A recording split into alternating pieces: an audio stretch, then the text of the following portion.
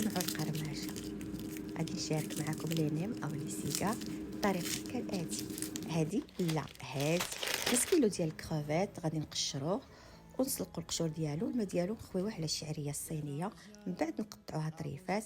غنجيبوا الزبده وزيت الزيتون نديروهم في البوطه، من بعد نضيفوا اليهم 2 خيزويات محكوكين، 2 كورجيت حتى هما محكوكين، ونضيفوا لهم شامبينيون، ونضيفوا كذلك نص ديال الكنور ديال طيبه ديال الحوت، ونضيفوا واحد نص معلقه ديال الملح، ونضيفوا ثومه محكوكه او بودره، معلقه ديال الفلفله حمراء، معلقه ديال الهريسه، ومن بعد نضيفوا صوص الصوجا، ونضيفوا الشعريه مقطعه طريفات، واخيرا نضيفوا الكروفيت وما نطيبوهش بزاف، غير كنصهدوه.